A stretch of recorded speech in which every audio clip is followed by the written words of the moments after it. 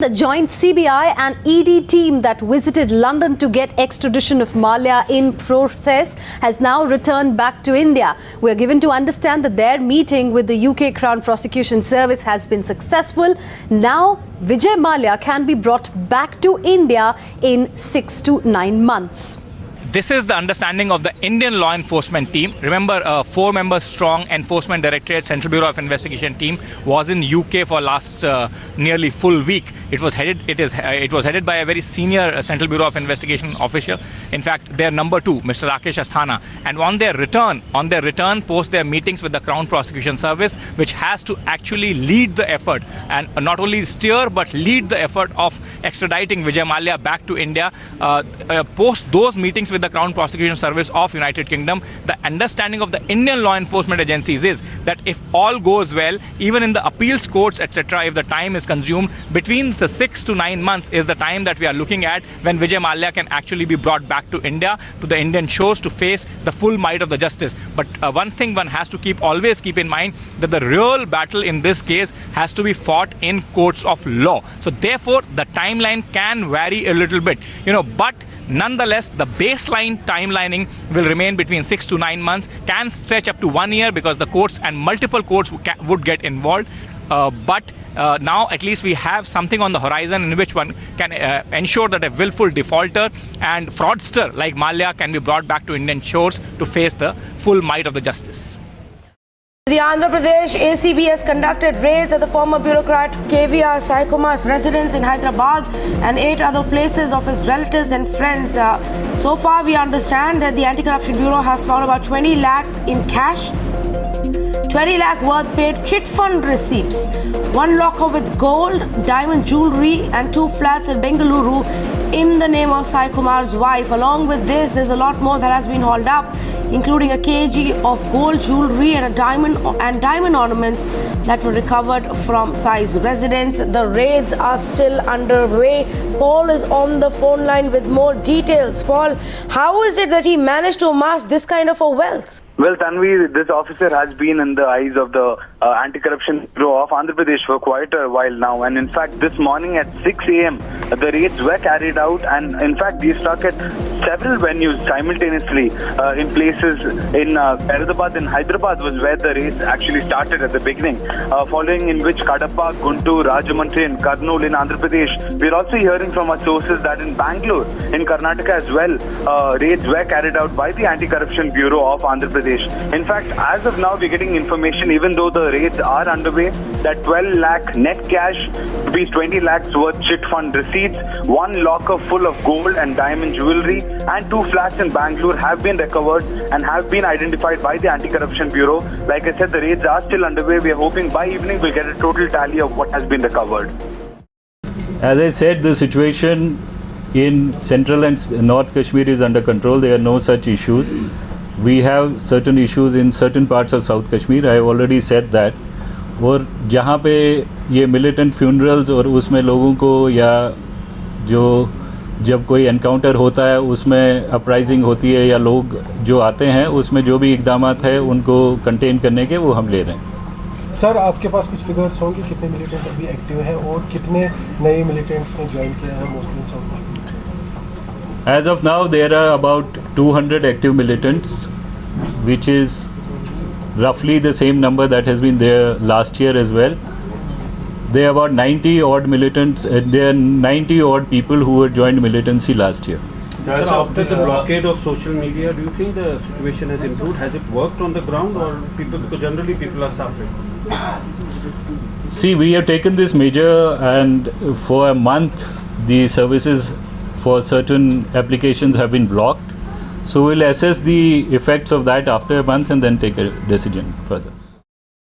Anna ji, thanks for joining us there from Ralegan Siddhi. Anna ji, आपने देखा कि पिछले 48 घंटों में क्या क्या हो रहा है आम आदमी पार्टी में.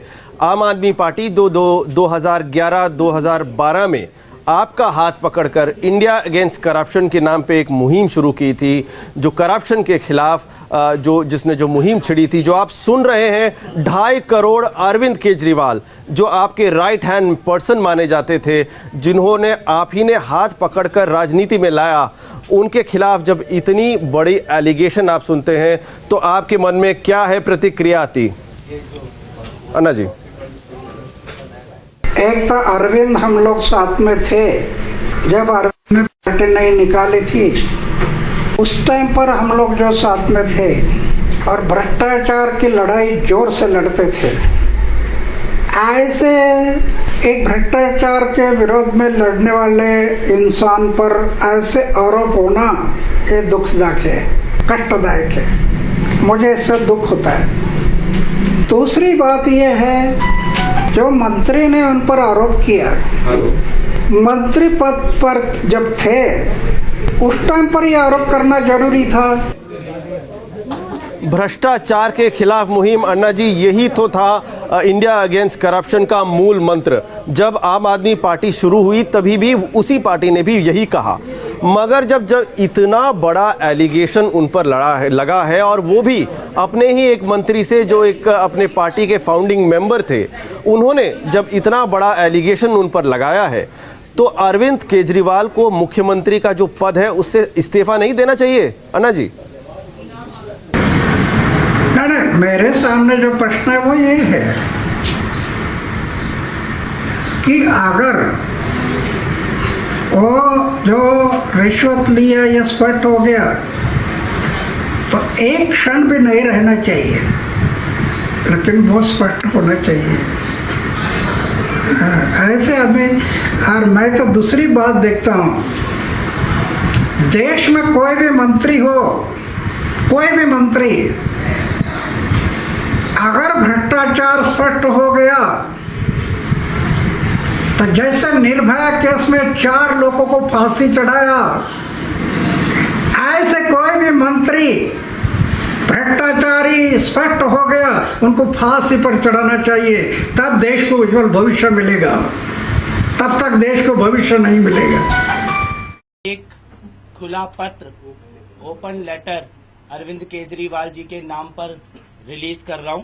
उस पत्र को एक बार आपको पढ़ के सुना रहा हूं सभी लोगों को। आदरणीय अरविंद केजरीवाल जी, ये पत्र आपको लिखते हुए बहुत सारी बातें व यादें मन में आ रही हैं।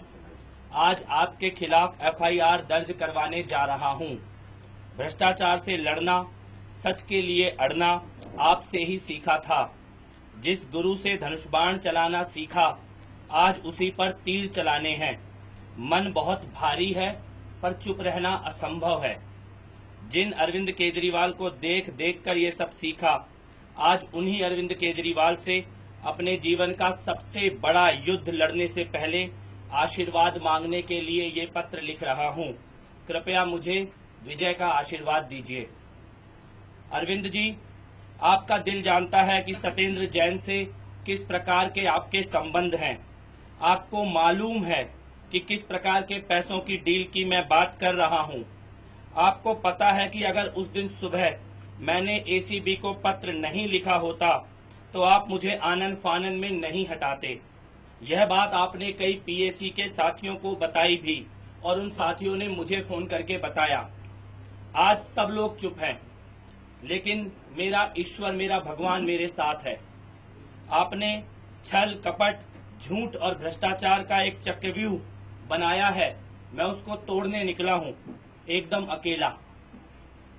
इस चक्रव्यूह के अंदर आप मुझे घेरोगे, हमले करोगे, अपयश फैलाओगे, झूठा साबित करोगे। मुझे पता है आज आप विधानसभा में खुद ही अपनी बेगुनाही साबित करने की कोशिश करोगे। अपने ही विधायकों से तालियां बजवाएंगे, खुद ही मुजरिम, खुद ही जज और खुद ही गवाह बनेंगे आज आप विधानसभा के अंदर। मुझे ये बात मालूम है। खुद के लिए तालियों और मेरे लिए गालियों के बीच बस इतना ध्यान रखिएगा, मैं आपकी हर चाल को जानता हूँ, पहचानता हूँ। मैं एक एक कदम फूंक फूंक कर रख रहा हूँ। CBI को जो कुछ मुझे पता है और जो कुछ मैंने देखा है आज सब बताऊंगा। वो घर आपका है, उस घर के मुलाजिम आपके हैं, उस घर का सारा सिस्टम आपका है, सारे गवाह आपके हैं, सारे लोग आपके हैं, लेकिन मैं फिर भी ये भरोसा दे रहा हूँ, आपसे सीखा है, यथाशक्ति लड़ूंगा। या तो आपके चक्रव्यूह को तोड़कर विजय प्राप्त करूंगा या फिर अभिमन्यु के तरह घेर कर मार दिया जाऊंगा। मुझे दोनों स्वीकार है। हाँ, एक बात और, मुझे ये बताया गया है कि आप मेरी विधानसभा की सदस्यता खत्म करवाने की तैयारी कर रहे हैं। विप के द्वारा मुझे विधानसभा से हटवाने की तैयारी की गई है। मुझे कोई फर्क नहीं पड़ता, बस इतना कहना चाहता हूं, अगर थोड़ी सी भी नैतिकता आज आपके अंदर बची है, अगर थोड़ा सा भी भरोसा है आपको अपने आप पर, तो मेरी एक चुनौती स्वीकार कर लीजिए। मेरी करावल नगर की सीट या आपकी नई दिल्ली की सीट आप चुन लें। मैं भी इस्तीफा देता हूं और आप भी चुनाव के मैदान में आ जाइए। सीट आपकी मर्जी की, आपके पास पैसे की ताकत है, लोगों की पूरी टीम है और मैं अकेला हूं। आइए लड़ते हैं चुनाव। है आप में हिम्मत जनता का सामना करने की? कुर्सी जाने का अगर आपको डर है तो बिना इस्तीफा दिए करावल नगर की सीट से मेरे सामने चुनाव लड़ लीजिए। मैं इस्तीफा देने के लिए तैयार हूं। और जनता के साथ का आपको भरोसा है तो अपनी नई दिल्ली की सीट से चुनाव लड़ लीजिए। मैं आपके जवाब का इंतजार कर रहा हूं। एक बात और, कल शाम से अब तक 211 शिकायतें पार्टी और सरकार के भ्रष्टाचार से जुड़ी हुई मुझ तक पहुंची हैं। जो कुछ पिछले 2 सालों में पर्दे के पीछे हुआ है वो बहुत दुखद है, बहुत दर्दनाक है। देश का भरोसा तोड़ा है आपने और आपके साथ के 4-5 साथियों ने मिलकर। अरविंद जी, आज मैं अकेला हूं, सब कुछ मिटा देने के कगार पर हूं, पर अड़ा हूं और डटा हूं। आपकी सारी ताकत, सारी सरकार, सारा पैसा, सारे लोग एक तरफ और मैं अकेला। आशीर्वाद दीजिए। आज आपके खिलाफ FIR दर्ज कराऊंगा, इसके लिए क्षमा प्रार्थी हूं, माफी चाहता हूं। आपके जवाब का इंतजार है। आपका कपिल मिश्रा। Thank you. केजरीवाल से आशीर्वाद क्यों मांग रहे हैं? जिनसे भ्रष्टाचार से लड़ना सीखा है, आज उन्हीं के खिलाफ FIR दर्ज कराने जा रहा हूं। एक तरह से मेरे भगवान, मेरे गुरु रहे हैं, लेकिन सारी शक्ति, सारी सेना, सारी सरकार, सारा पैसा लेकर वो एक तरफ खड़े हैं, दूसरी तरफ मैं अकेला हूं। मैं किसको याद करूं? मैं उन्हीं से आशीर्वाद भी मांग रहा हूं और उन्हीं से माफी भी मांग रहा हूं, लेकिन इस लड़ाई में अड़ा रहूंगा और डटा रहूंगा। आपको लग रहा है कि आपका एविडेंस तो था? आपको क्या लगता है कि जो आपके पास एविडेंस था, आपको लगता है अब कि आपने जो करा है दिल में आपको सही लग रहा होगा, लेकिन प्रैक्टिकली आपको लग रहा है कि एविडेंस आपके पास शायद कम था? जब मेरे पास सब कुछ है। अरविंद केजरीवाल जी को अभी मालूम ही नहीं है कि मेरे पास क्या क्या है। वो मैं CBI को बताऊंगा, इसीलिए वो हबड़ तबड़ में CCTV कैमरा, टाइमिंग मेरे से कुछ निकलवा लेना चाहते हैं। किसी भी तरह से चाहते हैं कि मैं कुछ बोल दूं और वो उसका कुछ कर दे। मैं अरविंद केजरीवाल जी को 15 सालों से जानता हूं। मेरे को मालूम है उनकी एक एक कदम किस प्रकार से करते हैं और इसीलिए मैं अभी तक एक एक कदम फूंक फूंक कर रख रहा हूं। जांच में सारी चीजें सामने आएंगी, एक चीज पकड़ी जाएगी। ACB को क्यों नहीं ये चीजें बताई, एविडेंस दिखाया? नहीं, ACB के अंदर ऑलरेडी टैंकर स्कैम की जांच चल रही है, इसीलिए टैंकर स्कैम के जो तथ्य हैं वो ACB को देने गया हूं। उसके अलावा भ्रष्टाचार के जितने मामले मेरे सामने आ रहे हैं वो सारे मैं CBI को दूंगा। केजरीवाल जी के बारे में आपने कहा था कि आप ACB को बोलेंगे, दिया है ना कल। ACB को केजरीवाल जी के बारे में ही दिया है, टैंकर स्कैम में उनके रोल के बारे में, और CBI को दूंगा। मैं एक चीज कहना चाहता हूँ कि सत्येंद्र जैन बहुत पैसे वाले आदमी है, अरबपति हैं, उनके पास बहुत पैसा है, वो कोर्ट जा सकते हैं, वकील कर सकते हैं। मेरे पास वकील करने का पैसा नहीं है, मेरे पास बिल्कुल एक भी पैसा नहीं है वकील करने का। मैं CBI की जांच कराऊंगा। इस देश में ऐसा कभी नहीं हुआ कि किसी आदमी के खिलाफ CBI जांच करे और वही आदमी मानहानि का मुकदमा भी दर्ज करे।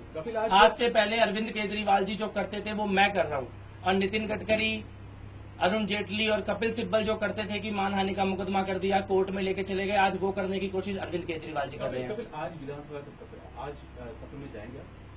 पहले तो मैं CBI के दफ्तर जाऊंगा, CBI के दफ्तर में अपनी बात रखने के बाद उसके बाद अगर समय होता है तो सत्र में भी। कभी ये बताइए कि हर जगह ये बोला जा रहा है कि एविडेंस नहीं है आपके पास, आप जो बोल रहे हैं, वो जो बातें कर रहे हैं, उसका कोई सबूत आपके पास नहीं है। अगर होता तो आप मीडिया के सामने रखते। यही आप बात कह रहे हैं कि यही अरविंद केजरीवाल जी चाहते हैं कि मैं सारी चीजें मीडिया के सामने रख दूं। उसमें प्रॉब्लम क्या है जब आप सारा कुछ बता रहे हैं? CBI की जांच में प्रॉब्लम क्या है, मैं केवल ये पूछना चाहता हूँ। जब किसी चीज की जांच होती है, मैंने जो एविडेंस पब्लिक में रखे जाने चाहिए जिसके कारण जांच प्रभावित नहीं होगी वो खुलकर रखे हैं, और जो एविडेंस कोर्ट में जाएंगे, जो एविडेंस सीबीआई में जाएंगे, जिन एविडेंस को मुख्यमंत्री होने के नाते वो प्रभावित करने की ताकत रखते हैं, वो एविडेंस में नहीं रखूंगा। एसीबी के बारे में एक चीज बता दीजिए, एसीबी के आपने पहले कहा था कि आप एसीबी के पास जाएंगे। चीजें पहले दिन से कही है, एसीबी और सीबीआई दोनों में जाऊंगा। रॉबर्ट वाड्रा फेसबुक पर पोस्ट कर रहे हैं। अब उन्होंने कहा कि देखिए क्या हो रहा है, जिन्होंने कभी मुझ पर आरोप लगाए थे भ्रष्टाचार के, आज वही भ्रष्टाचार के आरोपों पर घिरे हैं।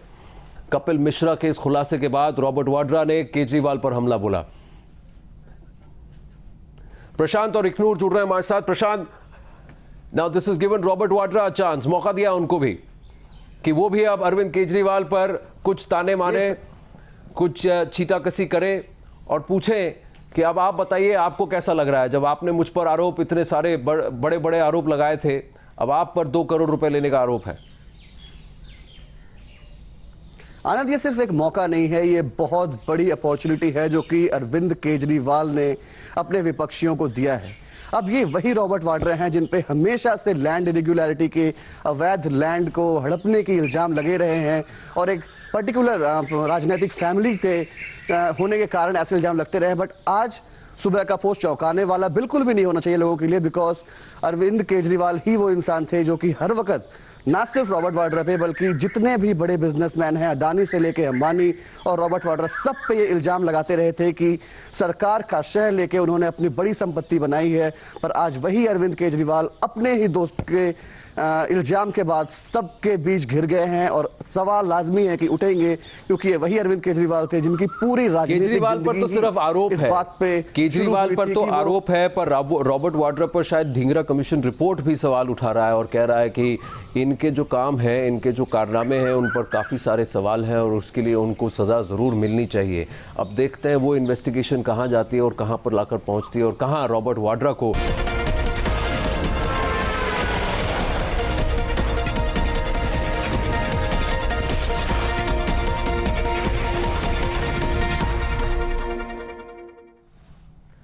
Welcome back. एक और हिंदुस्तानी अब हुई है पाकिस्तान के धोखे का शिकार। डॉक्टर उज़्मा ने इस वक्त ली है इस्लामाबाद में इंडियन एम्बेसी में शरण।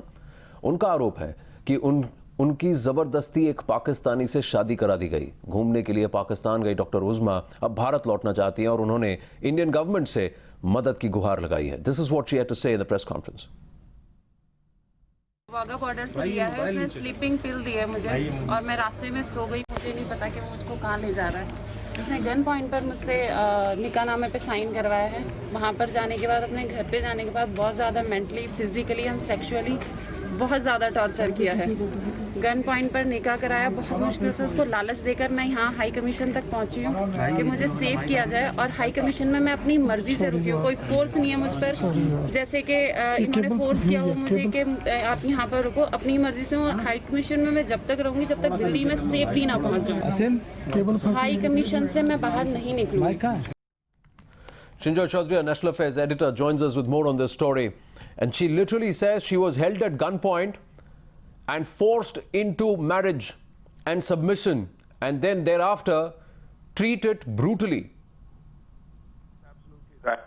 First of all, if there's a nikah at gunpoint, the nikah has no validity. Secondly, she has said to a magistrate that she wants to stay in the Indian High Commission till she returns to India.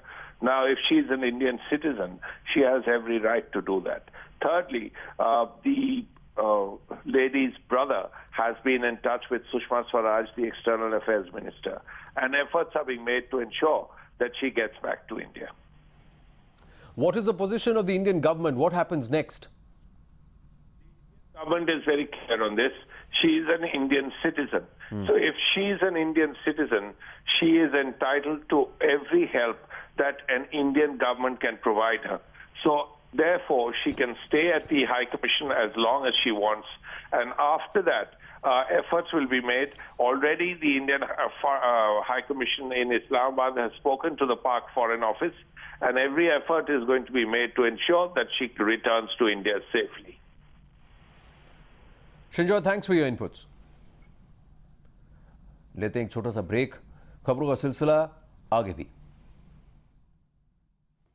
Big trouble for liquor baron Vijay Mallya. Mallya has to be present in court on July 10th as the Supreme Court invokes contempt of court proceedings against Vijay Mallya. Meenakshi is with me on the phone line now. Meenakshi, over to you. Give us more details. Well, this is a huge setback for Vijay Mallya, and this really tightens the legal noose around his neck, given the fact that he is in the middle of extradition proceedings already in the UK. This is the Supreme Court mounting pressure on Vijay Mallya. The Supreme Court just moments back is of the opinion that against Vijay Mallya, contempt of court charge is made out in the Diageo deal.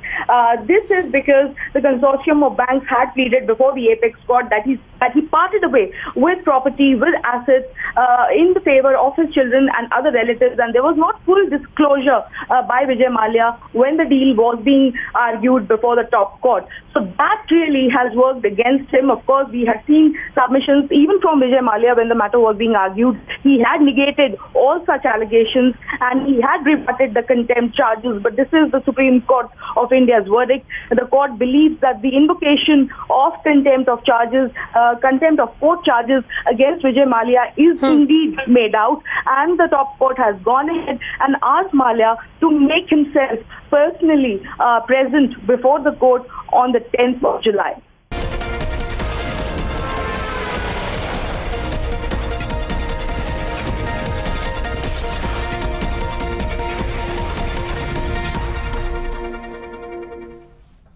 Welcome back, and top sources inform your channel that the Indian football team doctor is under scanner by the NADA after ace goalkeeper Subrata Paul tested positive for a banned substance. NADA is flummoxed and worried that how a team doctor prescribed medicine with banned substance in it.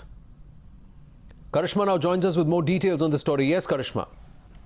Well, yes, Anand, the chief doctor of the Indian football team is under the scanner, under suspension by the National Anti-Doping Agency, and they are going to start an inquiry soon.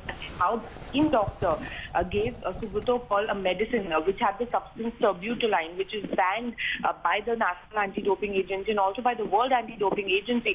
This doctor of the Indian football team has been with the team since 2015, and also the Indian football team sources confirmed to us that, you know, they are also aware of the situation. They are aware of the callousness that has been done by the team doctor, and they're actually waiting for the NADA to take some stern action, because the sources confirmed that they have a backup doctor, but they want NADA to take action against Srijit, because the national team is going to be announced very, very soon. So they do not want to continue with the team doctor, with the same team doctor that gave Subrata Paul the cough syrup with the substance terbutaline in it. So the NADA is also going to start initiate investigation against the team doctor very, very soon. Thank you for the update, Karishma.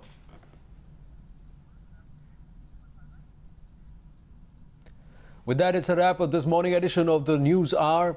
Hope you enjoyed watching this broadcast. Stay with us. News continues on the other side after this very, very short break.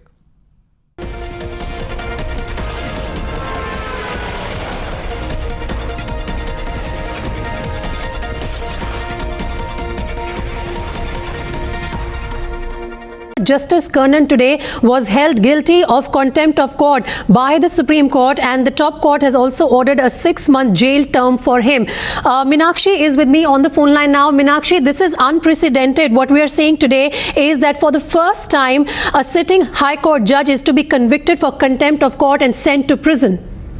Well, that is correct. This is quite unprecedented in the face of Justice Karnan's continued defiance. Our viewers will recall there has been one defiant move after the other on part of Justice Karnan to not comply with 7-judge Constitution Bench rulings, which also gave him opportunity to present himself before the Supreme Court, give his side. He failed to do so on at least 3 occasions, and subsequent to that, what has been the nail on the coffin for Justice Karnan is the fact that he went ahead and issued some highly contemptuous orders, in spite of being aware that his orders have no legal sanctity, as all judicial work has been withdrawn from Justice Karnan by the Supreme Court. Subsequent to that, we are seeing today unprecedented move by the top court, where the Supreme Court has ordered a 6-month jail term for Justice Karnan, ordering the DGP, West Bengal Police, to arrest him forthwith. and that is the reason we are seeing the deployment of the police personnel at his residence, at his workplace, in order to apprehend him. But we are being given to understand he is away in Chennai. But be that as it may, the top court's orders will be complied with. There is no further forum for relief for Justice Kannan, because this is the 7-judge Constitution bench of the Supreme Court of India.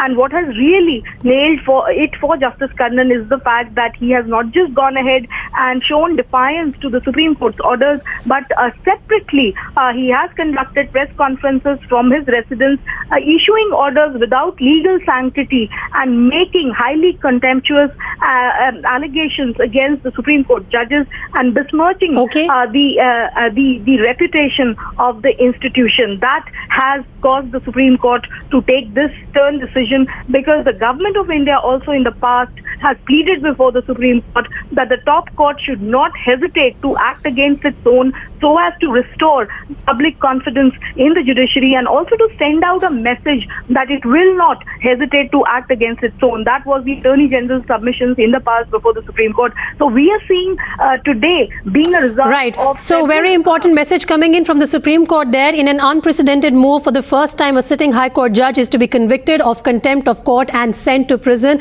First visuals on Times Now coming in from his Kolkata residence, where the police has reached.